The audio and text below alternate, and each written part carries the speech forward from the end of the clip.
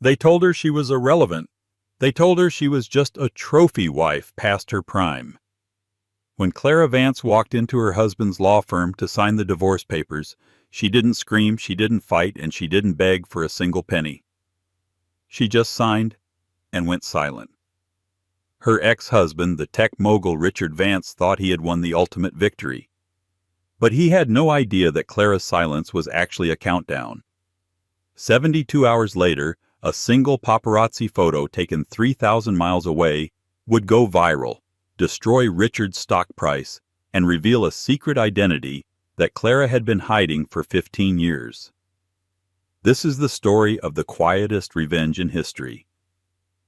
The conference room on the 45th floor of the Holloway and Finch building in downtown Manhattan smelled of stale coffee and expensive leather. It was a cold, sterile environment designed to intimidate.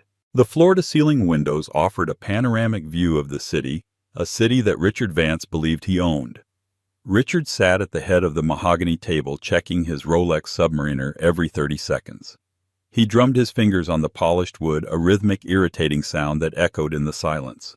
Sitting next to him was Bella Saunders, his 24-year-old marketing assistant, and now his public fiancée. She was popping chewing gum, scrolling through Instagram on her phone, looking bored rather than guilty. Across from them sat Clara. Clara Vance at 38 looked tired. She wore a simple beige trench coat over a white blouse, her brown hair pulled back in a loose, unassuming bun. She wore no jewelry. Her ring finger was bare, leaving a pale tan line where a 3-carat diamond had sat for 12 years. "We don't have all day, Clara," Richard said, his voice dripping with that familiar condescension. It was the voice he used when he was explaining simple concepts to investors he deemed unintelligent. "The terms are generous. More than generous, considering." "Considering you brought nothing to the table but a pretty face," Bella muttered without looking up from her phone. Richard smirked, placing a hand on Bella's arm to quiet her, though he clearly enjoyed the dig. "My lawyers have outlined everything. You get the condo in Jersey, you get the 2019 Audi, and a lump sum alimony payment of $50,000. In exchange, you waive all rights to Vance Tech's future earnings, stock options, and intellectual property. It's a clean break." Mr. Henderson, Richard's high-priced attorney, slid the heavy stack of documents across the table. The paper made a rasping sound against the wood. "Mrs. Vance," Henderson said, his tone professional but pitying, "I must advise you that if you do not sign this today, Richard is prepared to drag this through litigation. Given the prenup you signed a decade ago, you could end up with significantly less." Clara didn't look at Henderson. She didn't look at Bella, who was now inspecting her manicured nails. She looked straight at Richard. For 12 years she had been the invisible engine behind him. When Vance Tech was nothing but a laptop in a garage, Clara was the one who coded the back end of the logistics algorithm while Richard slept. When they nearly went bankrupt in 2018, it was Clara who sold her grandmother's jewelry to make payroll. When Richard had panic attacks before board meetings, she was the one who wrote his speeches, fixed his tie, and pushed him onto the stage. But Richard had rewritten history.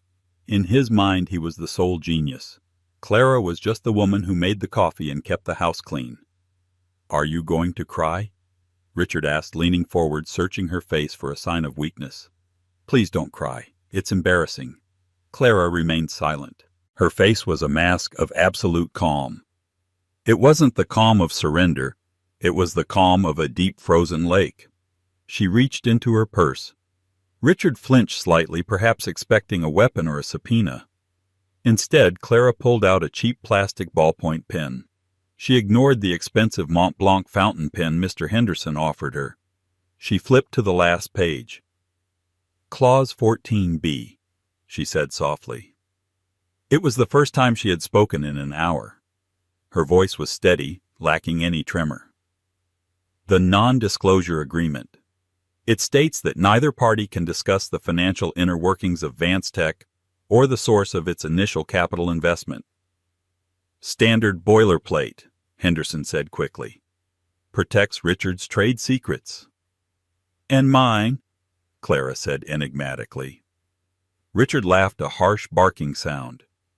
Yours, Clara, your only trade secret is your lasagna recipe. Just sign the damn papers so Bella and I can catch our flight to Cabo. Clara looked down at the paper. The words swam before her eyes. Legal jargon dismantling a decade of her life. She thought about the nights she stayed up debugging code. She thought about the humiliations. The lipstick on his collar. The way he gradually stopped introducing her as his partner and started introducing her as his wife. She pressed the pen to the paper. Scritch, scritch. She signed Clara E. Vance. Then she closed the folder and slid it back. Done, she whispered. Richard grabbed the folder, immediately checking the signature as if he expected her to have drawn a middle finger. Finally, he exhaled, the tension leaving his shoulders. He stood up, buttoning his suit jacket. You made the right choice, Clara. You're not built for this world. You need a quiet life. Go back to Jersey, find a nice librarian or something. Bella stood up, linking her arm through Richard's. Bye, Clara. Leave the keycard at the front desk. They didn't even wait for her to leave. They turned their backs, already discussing dinner reservations and stock prices. Clara stood up slowly. She gathered her purse. She didn't say goodbye. She didn't slam the door. She walked out of the conference room, down the long corridor lined with portraits of Richard receiving awards she had applied for on his behalf, and stepped into the elevator. As the doors closed, shutting out the sight of the life she had built and lost, Clara didn't cry. She reached into her pocket and pulled out a second phone, a sleek black device with no brand markings. She turned it on. There was one unread message. Sender, the Palace. Message. The jet is fueled at Teterboro. Her Highness is waiting. Are you free? Clara typed a single-word reply, free. While Richard Vance was popping a bottle of Dom Perignon in the back of his limousine, celebrating his freedom, Clara was stepping into a very different kind of vehicle. She took a yellow taxi to a private hangar at Teterboro Airport, a place usually reserved for the elite of the elite. A circle Richard Vance desperately wanted to join, but never could quite crack. Richard was new money, loud and brash. The people who used this hangar were old money, silent and invisible. The wind whipped Clara's trench coat around her legs as she walked across the tarmac. Waiting for her was not a standard Learjet, but a Gulfstream GC650ER, painted in a deep midnight blue with a subtle crest on the tail fin, a golden lion rampant. A man in a sharp black suit stood at the bottom of the stairs. He bowed his head slightly as she approached. This was Arthur, the head of royal security for the House of Luxembourg. Mrs. Vance? Arthur said, his voice respectful. Or should I say Ms. Sterling? Sterling. Clara said the name, tasting fresh on her tongue. It was her maiden name, a name she hadn't used since she was 22. Definitely Sterling. Your luggage? I have none, Clara said, patting her purse. I left everything. Very good. Her Highness is eager to see you. She has been distressed regarding the merger. She says she won't sign the final authorization without your eyes on it. Clara nodded and ascended the stairs. The interior of the jet was like a flying 5-star hotel, smelling of jasmine and fresh linen. But Clara didn't stop to admire the luxury. She went straight to the secure communications room at the back of the plane. She sat down, opened a secure laptop, and watched as the screen illuminated her face. She logged into a secure server using a biometric fingerprint scanner. For the world, Clara was a housewife. But in the dark, intersecting worlds of high-level sovereign wealth funds and shadow investing, she was known simply as the architect. 10 years ago, before Richard's ego consumed him, Clara had used her maiden name to make a small, intuitive investment in a European renewable energy grid. That investment had caught the eye of Lady Alara, the Duchess of Luxembourg, and heiress to one of the largest private fortunes in Europe. They had become unlikely pen pals, then digital confidants. Clara had advised Alara on tech portfolios steering the royal family away from disasters and toward unicorns. In return, Alara had offered Clara a safety net, a net Clara had been too proud to use until today. The plane's engines whined as they began to taxi. Clara looked out the window at the gray New York skyline. Ding! A notification popped up on her screen. It was a news alert. Vance Tech stock surges 4% after CEO announces restructuring of personal assets. Richard was already spinning the divorce as a business victory. He was telling the market he had shed dead weight. Clara felt a cold, hard smile touch her lips. She opened a new window on her laptop. It was a live feed of the global stock markets. "Arthur," she called out without turning around. "Yes, Miss Sterling." "Get me the file on the Aurora project, and get me a glass of Pinot Noir. I have some work to do before we land in Paris." "Paris, ma'am?" "Yes," Clara said. "The Royal Gala is tomorrow night. Richard always said I looked terrible in evening gowns. I think it's time to prove him wrong." As the jet lifted off, leaving the gravity of her failed marriage behind, Clara didn't feel heavy. She felt dangerous. Richard had taken the company, yes, but he had forgotten one crucial detail. The patents for the core algorithm, the very heart of Vance Tech, weren't under the company name. They were held by a shell corporation called Sterling Dynamics. A shell corporation Richard had forgotten to ask about in the divorce settlement because he was too busy staring at his mistress. Clara took a sip of the wine Arthur placed beside her. "Let the games begin," she whispered. 48 hours later, Richard Vance woke up with a hangover in his Cabo San Lucas villa. The sun was blazing and the ocean was loud. He reached for his phone expecting congratulations from his frat buddies or updates on the stock price. Instead, he had 47 missed calls, 20 from his PR manager, 15 from his lawyer Henderson, 10 from his board of directors. "What the hell?" he mumbled, sitting up. Bella was still asleep beside him, snoring softly. He opened his messages. The first one was from Henderson: "Do not talk to the press. Call me immediately." Richard frowned. Had the alimony check bounced? He opened Twitter X. Trending #1 worldwide was not Vance Tech. It was not a politician. It was the mystery woman. Richard tapped the hashtag. His heart stopped. The blood drained from his face so fast he felt dizzy. The image was high definition, taken by a professional photographer at the Le Bal des Débutantes in Paris, one of the most exclusive social events on the planet. In the center of the frame was Princess Sophia of Spain and Lady Alara of Luxembourg, two of the most photographed women in Europe. They were laughing, holding champagne flutes, looking radiant in designer couture.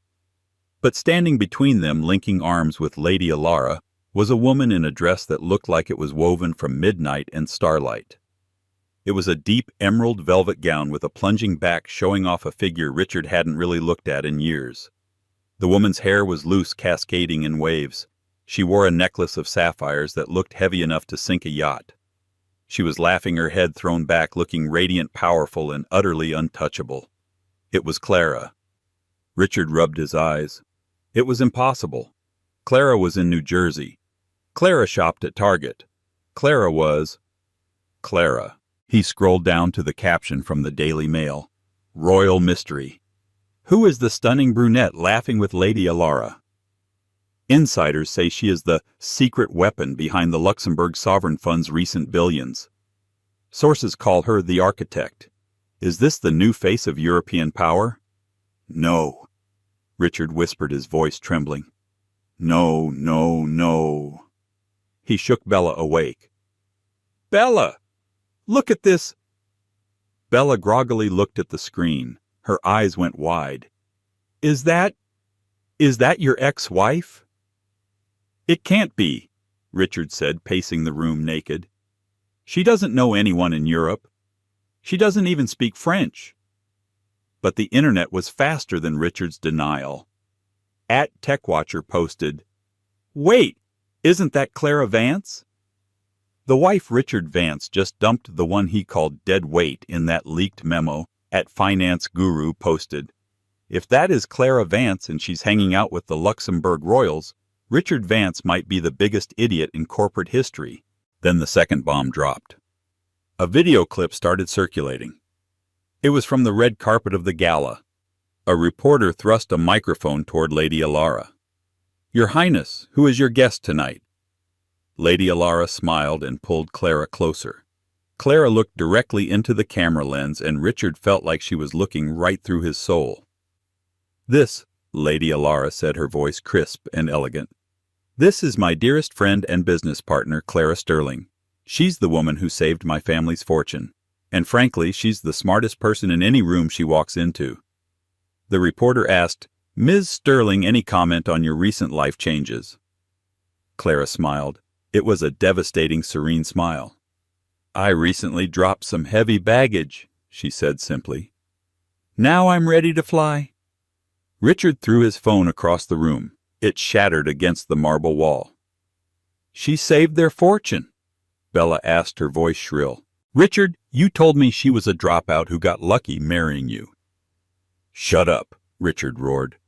"She is a dropout. She's nothing."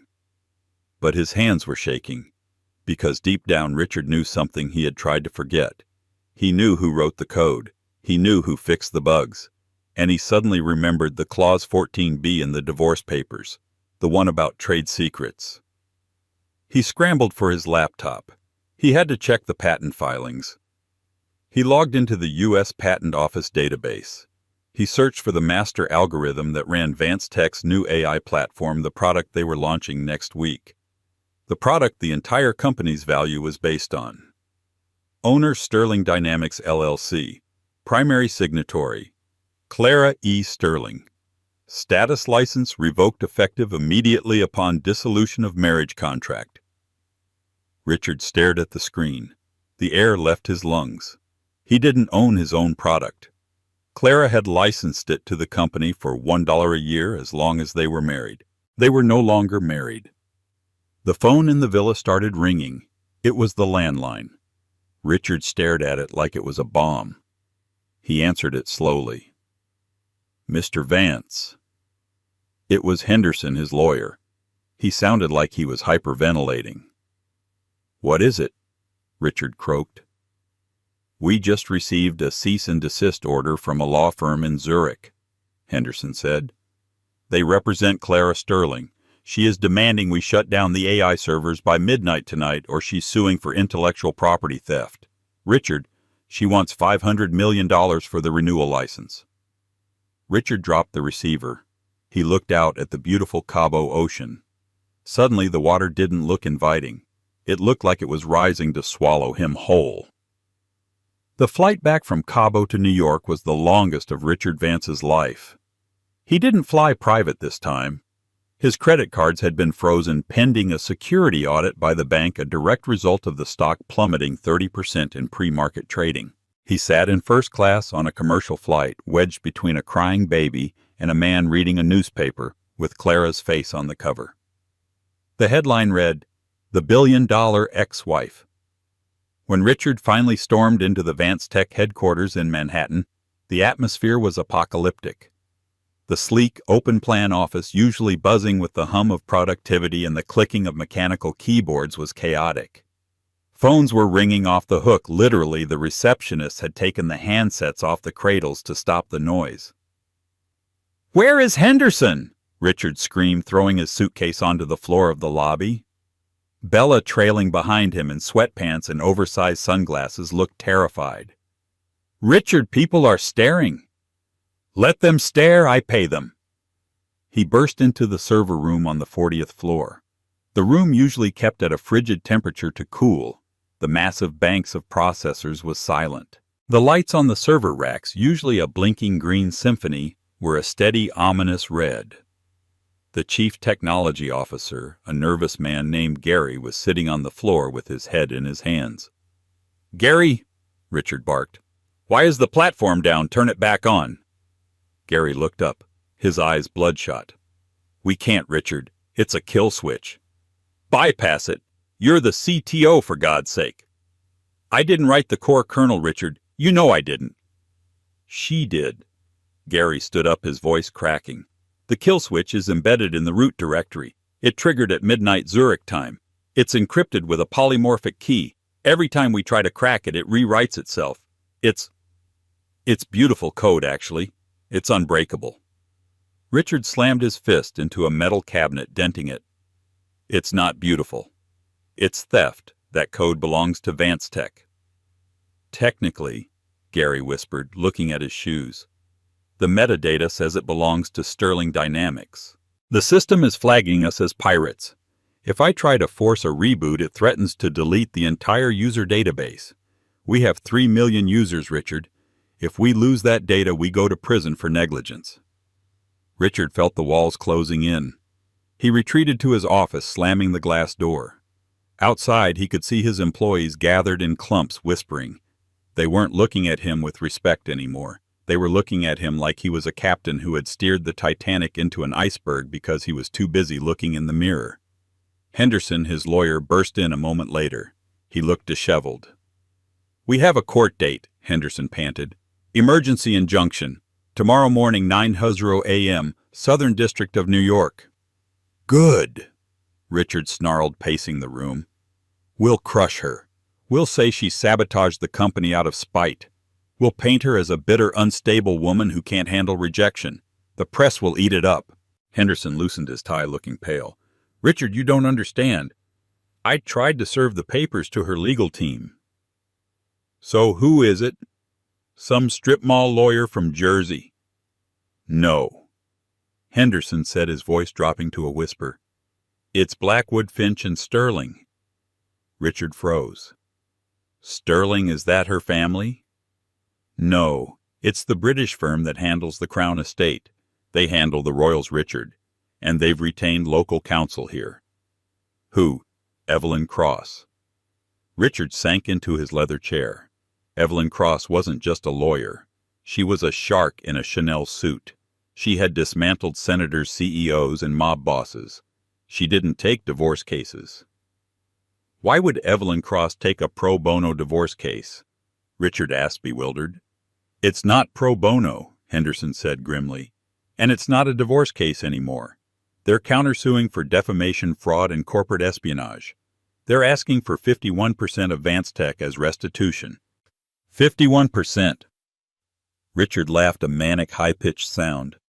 "She wants to control me. She wants to be my boss." "No," Henderson said. "She wants to fire you." The steps of the federal courthouse looked like the premiere of a blockbuster movie. Barricades held back a sea of reporters, paparazzi, and curious onlookers. The narrative had shifted overnight. It was no longer tech mogul versus wife. It was the genius hidden in the shadows versus the man who stole her light. When Richard's limousine pulled up, the crowd booed. It was a visceral, angry sound. "Ignore them," Richard muttered to Bella, who was refusing to get out of the car. "I can't go out there," Bella cried. "They're calling me a homewrecker on TikTok. I lost my brand deals. Richard Fashion Nova dropped me this morning." "Get out of the car, Bella," Richard hissed. He dragged her out, forcing a smile for the cameras. He wore his best navy suit, trying to project the image of the confident billionaire, but the sweat on his brow betrayed him. Inside the courtroom, the air was stale and tense. Judge Harrison, a stern man with no patience for theatrics, sat on the bench reviewing the files. Richard and Henderson sat at the plaintiff's table. The defense table was empty. "Where is she?"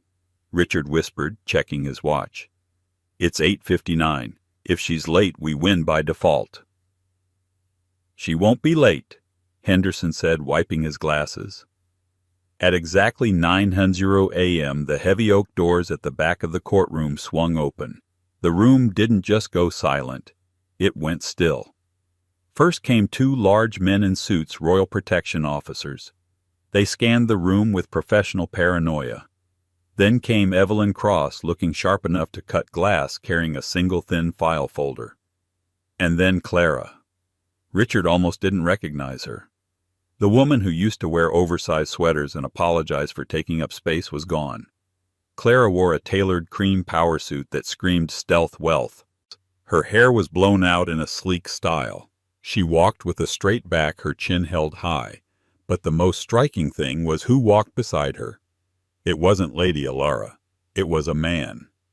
A tall, distinguished man in his 60s with silver hair and a rosette on his lapel.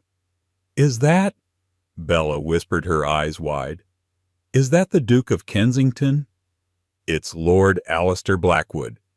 Henderson groaned, putting his head on the table. "He's the Queen's personal solicitor. He flew in for this."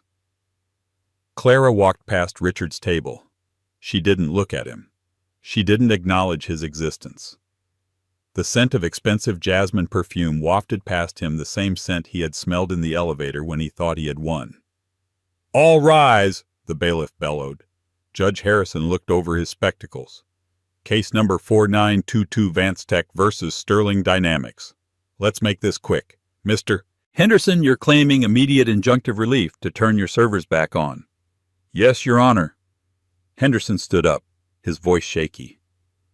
"The defendant, Mrs. Vance, excuse me, Ms. Sterling has maliciously inserted a kill switch into my client's software, causing millions of dollars in damages daily. This is corporate sabotage." Judge Harrison turned to the defense table. "Ms. Cross." Evelyn Cross stood up. She didn't need notes. "Your Honor, Mr. Henderson is omitting a key fact. Vance Tech does not own the software. They were leasing it. The lease expired the moment Mr. Vance signed the divorce decree. Clause 14b, which Mr. Vance was so eager to enforce regarding his trade secrets, also applies to the intellectual property of the spouse. The contract clearly states, upon dissolution of marriage, all non-shared IP rights revert to their original creator." "That's a technicality," Richard shouted, jumping up. "I built that company." "She just typed what I told her to." "Sit down, Mr. Vance," Judge Harrison snapped. Evelyn Cross smiled. It was a terrifying smile. "If Mr. Vance built it, surely he knows the encryption key to turn it back on. Why does he need Ms. Sterling?" The courtroom chuckled. Even the bailiff smirked. I am the vision guy," Richard stammered. "I don't deal with the code monkeys." A gasp went through the room. Calling Clara, and by extension the entire tech workforce, code monkeys was a fatal PR error. Clara finally spoke. She didn't stand up. She just leaned into the microphone. "Your Honor," her voice was calm, melodic. "May I approach the bench with a piece of evidence?" "You may." Clara stood up. She walked to the judge and handed him a USB drive and a single piece of paper. "This is the original commit log from GitHub," Clara said, turning to look at Richard for the first time. Her eyes were cold fire. Dated November 2012, 3 years before Vance Tech was incorporated. It shows the creation of the Aurora algorithm. The user ID is CS's architect. The timestamp matches the IP address of a small coffee shop in Hoboken where I worked 2 jobs to pay for Richard's student loans. She paused, letting that sink in. "And this," she pointed to the paper, "is an email from Richard dated 2 days ago. In it, he refers to me as dead weight and brags about securing a clean break. I am simply giving him what he wanted, a clean break. He has his company name. I have my code. If he wants to use my property, he can pay the licensing fee." "Which is?" the judge asked. $500 million, Clara said. "Non-negotiable." "That's extortion," Richard screamed. "That's half the company's value." Lord Alistair Blackwood, the royal solicitor, stood up. His voice was like refined gravel. "Your Honor, if I may, we are prepared to offer an alternative." The room leaned in. "Ms. Sterling is willing to unlock the servers immediately," Lord Alistair said. "See?" Richard grinned. "They're folding on one condition," Lord Alistair continued. "Richard Vance must resign as CEO immediately. He must liquidate his majority shareholding, and the board of directors must appoint a new interim CEO." Richard felt the blood rush to his ears. Who do you think can run my company better than me?" Lord Alistair gestured to Clara. "The person who built it," he said. Richard looked at the board members sitting in the gallery. They were the men and women he had wined and dined for years. He expected them to stand up and defend him. Instead, the chairman of the board, a man named Mr. Sterling, no relation, but the irony stung, stood up. He looked at Richard with disdain. "We accept the condition," the chairman said. "What?" Richard gasped. "You can't. I own 40%. "Actually," the chairman said, "you triggered a bad actor clause in our bylaws when your stock plummeted due to personal misconduct. We held an emergency vote at 8:00 a.m. You're out, Richard." Richard Vance stood alone in the crowded courtroom. His lawyer looked away. His fiancée was scrolling through TikTok, ignoring him. Clara stood tall, flanked by the might of the British legal system and the Luxembourg Treasury. "Do we have a deal, Mr. Vance?" Clara asked softly. Richard looked at the judge. The judge nodded. He looked at the board. They were stone-faced. He looked at Clara. He realized then that he had never really known her. He had lived with her for 12 years, but he had never seen her. He saw her now, and she was terrifying. "Fine," Richard whispered, his voice broken. "Take it. Take it all." "I'm not taking it, Richard," Clara said, smoothing her jacket. "I'm repossessing it." As the gavel banged, signaling the end of Richard's reign, the courtroom erupted. Reporters shouted questions. Clara didn't answer them. She turned to Lord Alistair and Evelyn Cross. "Lunch?" she asked. "I believe Lady Alara has a table at Le Bernardin." Lord Alistair smiled. "She's dying to hear how the vision guy took the news." They walked out, leaving Richard slumped in his chair, a king without a kingdom, while the cameras flashed blindingly in his face. The sidewalk outside the Southern District Court of New York was cold, but Richard Vance felt a heat rising in his neck that had nothing to do with the weather. It was the heat of absolute humiliating exposure. He watched the black SUVs carrying Clara and the royal entourage peel away, disappearing into the city traffic like phantoms. He was left standing on the curb with Henderson, his lawyer, and Bella. "So," Richard said, his voice sounding hollow, "we appeal." "Right, Henderson?" "We find a loophole. The judge was biased. We can say—" Henderson snapped his briefcase shut with a finality that sounded like a gunshot. "There is no appeal, Richard. You admitted to the terms in open court. You signed the resignation. It's over. I'll send you the bill for my services." "Bill?" Richard grabbed Henderson's arm. "You lost the case. You're not getting a dime until I fix this." Henderson pulled his arm away, brushing his sleeve as if Richard were contagious. "I didn't lose the case, Richard. You lost the company years ago when you decided your wife was an employee. My retainer is empty. Good luck." Henderson hailed a cab and vanished. Richard turned to Bella. She was staring at her phone, her thumbs flying across the screen. "Babe," Richard said, forcing a smile. "Don't worry, it's a setback. I'm Richard Vance. I built it once, I'll build it again.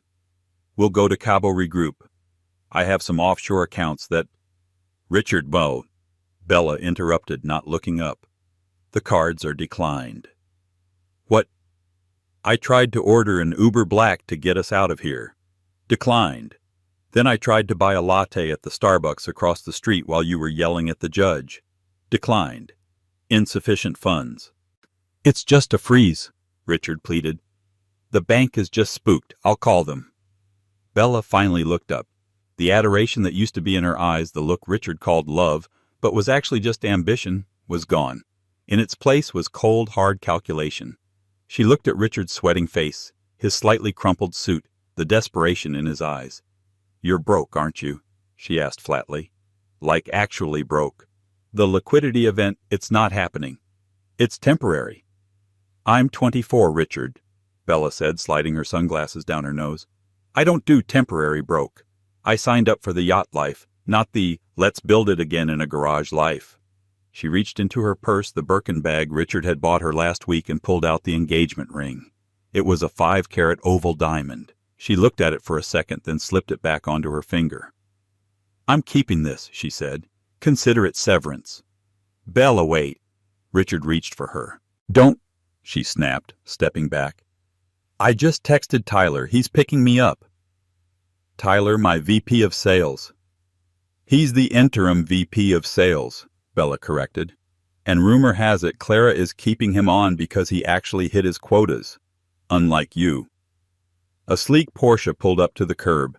Tyler, a man Richard had hired straight out of college, sat behind the wheel. He didn't look at Richard. He just unlocked the passenger door. Bella hopped in. Bye, Richard. Good luck with the whatever this is. The Porsche sped off. Richard Vance stood alone. He checked his pockets. He had his phone, a pack of gum, and $40 in cash. The wind picked up, blowing a discarded newspaper against his leg. He looked down. It was the Financial Times. The headline read, "The Queen is back. Clara Sterling takes the throne." Meanwhile, 40 floors up in the building that used to bear Richard's name, the atmosphere was electric. Clara walked out of the elevator. She had changed out of her court suit into something more functional, a black turtleneck, dark jeans, and boots. She didn't look like a CEO. She looked like a commander. The entire staff was gathered in the lobby. These were people who had spent the last 3 years terrified of Richard's mood swings. They looked at Clara with a mixture of awe and fear. Was she going to fire everyone? Was she going to liquidate the assets? Clara stopped in the center of the room. She looked at the faces. She knew every single one of them. She knew that Sarah in accounting had a sick mother. She knew that David in engineering was working on a side project that could revolutionize data compression, but Richard had forbidden him from working on it. I'm not going to make a speech, Clara said, her voice projecting clearly without a microphone. You all know the code. You know the product. For the last 5 years, you've been led by a man who cared more about the stock price than the software. That ends today. She walked over to the wall behind the reception desk where a massive backlit portrait of Richard Vance hung. Arthur, she said. The royal security guard stepped forward holding a crowbar. With a satisfying crack, he pried the portrait off the wall. It crashed to the floor, glass shattering. The room gasped. We are no longer Vance Tech, Clara announced. We are reverting to the original project name. Welcome to Aurora Systems. She turned to David, the terrified engineer in the back. David, bring your compression project to my office in 10 minutes. We're shipping it next quarter. David's jaw dropped. Really? Yes. Clara smiled. And Sarah. Take the rest of the week off to be with your mom. Full pay. For a second there was silence. Then someone started clapping, then another. Within seconds the room was roaring with applause. It wasn't polite applause. It was the sound of a crew realizing they finally had a captain who knew how to sail. But Clara didn't stay to bask in it. She walked into the CEO's office, Richard's sanctuary. She looked at the expensive Scotch collection, the ego-stroking awards, the golf clubs. Get rid of it all, she told her assistant. I want a standing desk, 3 monitors, and a coffee machine that actually works. She sat down at the empty desk. Her phone buzzed. It was a text from Lady Alara. Sent, the board is happy. The stock is up 12%. But watch your back, darling. The sharks smell blood. Silas Thorne just landed in New York. Clara's eyes narrowed. Silas Thorne, the CEO of Omnicorp, the man known as the Butcher of Wall Street. He had been trying to buy Vance Tech for years, but Richard was too proud to sell. Now Silas likely thought a woman in charge meant the company was weak. Clara cracked her knuckles. Let him come, she whispered. 6 months after the fall of Richard Vance, the landscape of Clara Sterling's life had shifted from the steel canyons of Manhattan to the rugged, unforgiving peaks of the American West. The meeting had been set for Jackson Hole, Wyoming. It was a power move, pure and simple. Silas Thorne, the CEO of Omnicorp and a man the financial press affectionately called the Butcher of Wall Street, didn't come to New York for meetings. He made people come to him. He wanted them jet-lagged, freezing, and out of their element. Clara's private car, a reinforced SUV with snow tires, crunched up the winding gravel driveway of the Thorne Legacy Ranch. Outside, a blizzard was raging. The wind howled through the Teton Range, whipping snow into blinding white sheets that slammed against the vehicle. "The pilot says we need to be wheels up by 4:00 p.m., Ms. Sterling." "Arthur," her head of security said from the front seat, "the storm is getting worse." "We won't need that long, Arthur," Clara replied, looking out the window at the massive log cabin looming ahead. It looked less like a home and more like a fortress. "Silas thinks this is a negotiation. It's not." Clara stepped out of the car, the biting cold instantly stinging her cheeks. She wasn't wearing the business suits of New York anymore. She wore a heavy, cream-colored wool coat, dark denim, and lined leather boots. She looked less like a tech CEO and more like someone who had come to hunt. Inside the lodge was a temple to masculine aggression. The walls were lined with the mounted heads of elk bears and bison. A fire roared in a stone hearth large enough to stand in. Silas Thorne sat at the head of a 20-foot table made of reclaimed redwood. He was exactly as the magazines described him, 60 years old, massive shoulders, a face weathered by wind and whiskey, and a cowboy hat that he wore indoors without a hint of irony. Flanking him were 3 lawyers in identical gray suits looking like nervous penguins in the rustic setting. "Well, well," Silas boomed, his voice gravelly and deep.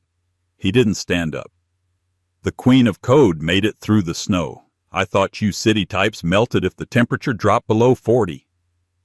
"I grew up in New Jersey, Mr. Thorne," Clara said, pulling off her leather gloves finger by finger. "We handle the cold just fine. It's the hot air we have trouble with." Silas chuckled, but his eyes remained cold. He gestured to the empty chair at the opposite end of the long table. "Sit. Drink." He pushed a bottle of Pappy Van Winkle bourbon toward her. "Water," Clara said, sitting down. "Suit yourself." Silas poured himself a generous glass. "Let's cut the pleasantries, Clara. I know you're busy running Aurora Systems. Cute company. Nice software. But let's be real, you're a minnow swimming in an ocean full of sharks. And I'm the biggest shark there is." He snapped his fingers. One of the gray-suited lawyers slid a thick document across the table. "That's a buyout offer," Silas said, leaning back and chewing on an unlit cigar. $80 a share. Cash. That's a 30% premium over your current valuation. You take the money, you walk away a billionaire, and you go live in a castle with your princess friend in Luxembourg. You let the big boys handle the heavy lifting of global logistics." Clara didn't pick up the document. She didn't even look at it. She looked at Silas. For 15 years before she was the wife of a tech mogul or the CEO of a billion-dollar company, Clara had been a waitress at the Rusty Spoon. It was a dive bar where truck drivers, politicians, and liars congregated. You learned things waiting tables. You learned to read the micro-expressions that people couldn't hide.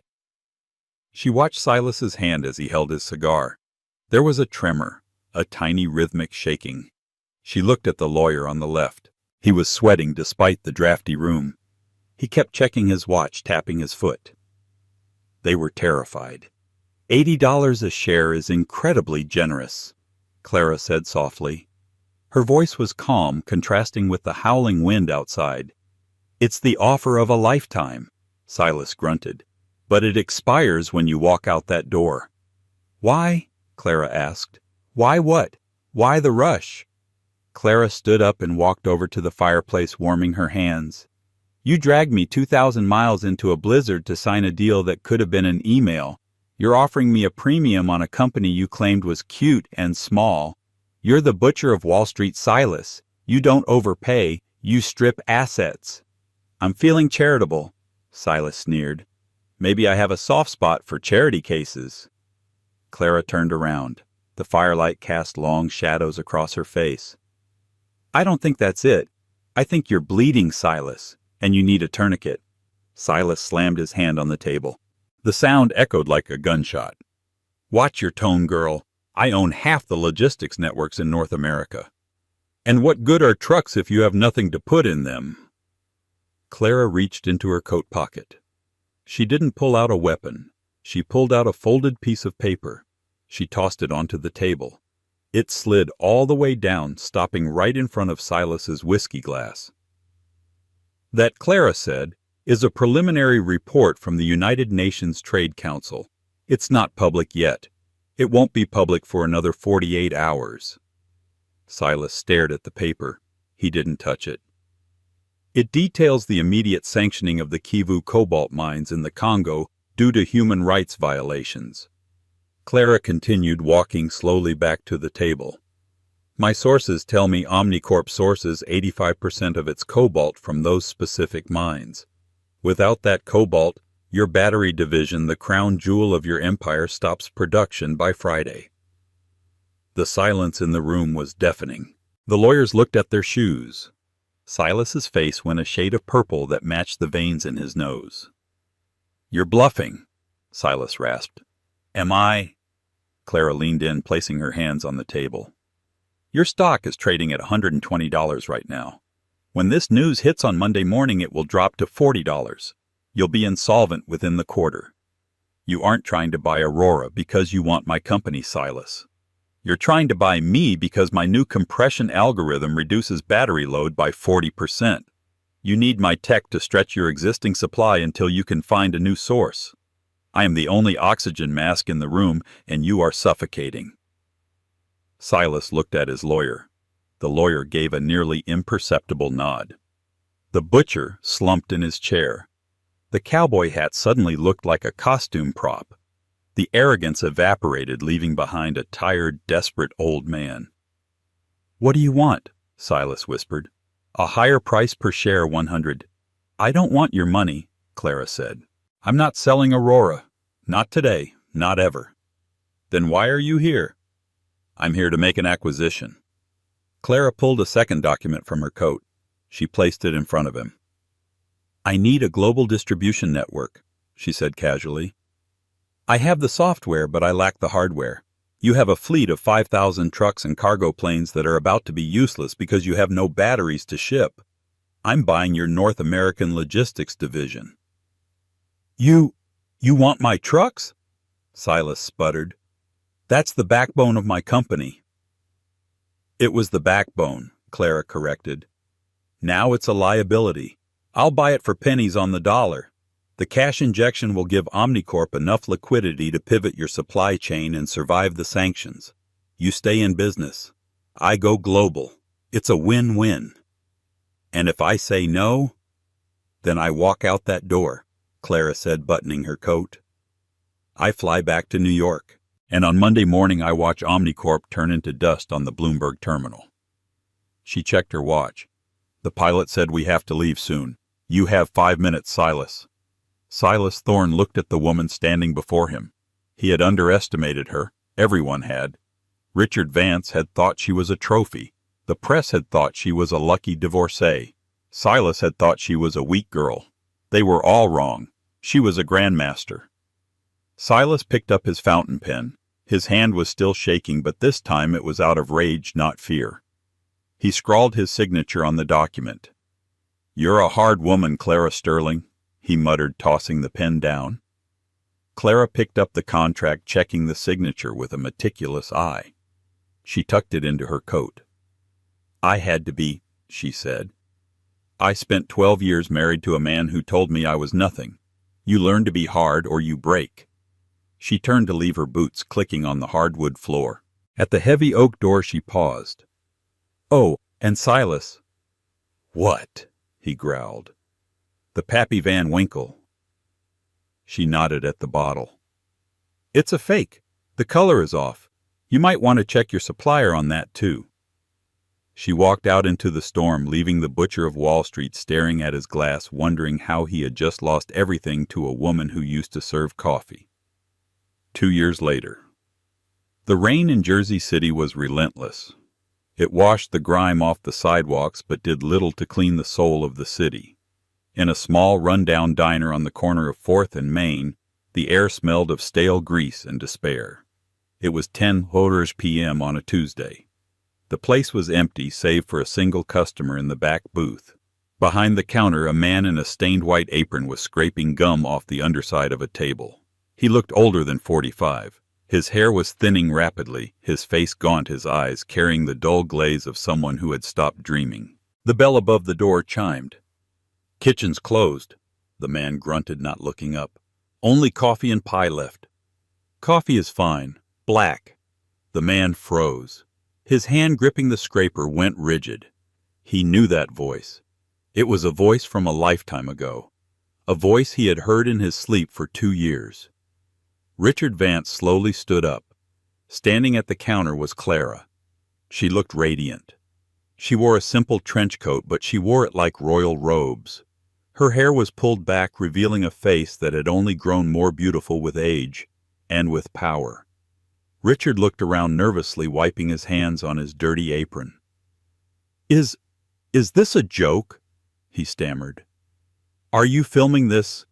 Is Bella outside with a camera crew?" "Bella lives in Miami now, Richard," Clara said gently. "She married that plastic surgeon. I heard they're very happy." Richard winced. "Right. I knew that." He poured the coffee. His hands shook so badly that a splash of hot liquid hit the counter. He scrambled to wipe it up with a rag. I'm just helping out here," he lied, his voice cracking. "Between projects, just keeping busy. The market is tough right now." Clara looked around the dingy diner. She saw the "Help Wanted" sign in the window. She saw the studio apartment key on Richard's belt loop. She saw the holes in his shoes. She didn't humiliate him. She didn't mock him. She simply took a sip of the coffee. "It's good coffee," she said. Richard looked at her, tears welling in his eyes. "Clara, why are you here? You won. You have the company. You have the billions. You have the royal friends. Why come back to this dump to see me?" "I was in the neighborhood," Clara said. "We're breaking ground on the new Aurora Youth Center down the street. I wanted to see where we started." "Where we started," Richard whispered. "I'm sorry, Clara. I never said it. But I am. I'm sorry I didn't see you." Clara placed the cup down. She reached into her purse and pulled out a $20 bill. She placed it on the counter. "You saw what you wanted to see, Richard," she said softly. "You wanted a reflection. I wanted a partner. We were never reading the same book." She turned to leave. "Clara?" Richard called out, desperation in his voice. "Did you plan it? The photo? The gala? Did you plan to ruin me?" Clara stopped at the door, the neon sign buzzing above her head. She looked back at the man she had once promised to love forever. "I didn't plan to ruin you, Richard," she said. "I just planned to stop letting you ruin me. You did the rest yourself." She pushed the door open. Outside, a convoy of black SUVs waited in the rain. An agent held an umbrella for her.